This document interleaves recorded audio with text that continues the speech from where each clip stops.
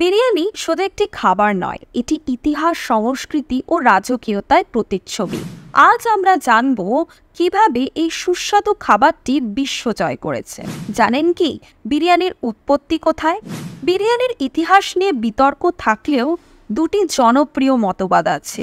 অনেক ইতিহাসবিদ মনে করেন বিরিয়ানির উৎপত্তি পারস্য বা বর্তমান ইরান থেকে, যেখানে বিরিয়ান শব্দের অর্থ ভাজা বা রোস্ট করা। মুঘলরাই প্রথম এটি ভারতবর্ষে নিয়ে আসে এবং নিজেদের স্বাদ অনুযায়ী পরিবর্তন করে। কিছু গবেষক বিশ্বাস করেন বিরিয়ানির শেকড় ভারতের দক্ষিণাঞ্চলে। বলা হয় তামিল ও মালাবার উপকূলে আগে থেকেই মাংস ও ভাতের একত্রিত রান্নার প্রচলন ছিল, যা পরবর্তীকালে মুঘলদের প্রভাব পেয়ে বিরিয়ানি নামে পরিচিত হয়। মুঘল আমলে বিরিয়ানি রাজকীয় খাবারে পরিণত হয়। সম্রাট আকবরের দরবারে এটি অন্যতম প্রধান খাবার ছিল।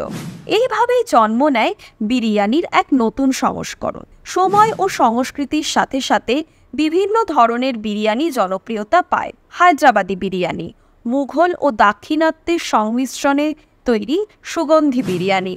কলকাতা বিরিয়ানি নবাব ওয়াজিদ আলী শাহের হাত ধরে আসে এই বিরিয়ানি, যেখানে আলু থাকে মূল আকর্ষণ হিসেবে। লখনৌ অবধি বিরিয়ানি ধীরে ধীরে দমে রান্না করা এক সুগন্ধযুক্ত বিরিয়ানি।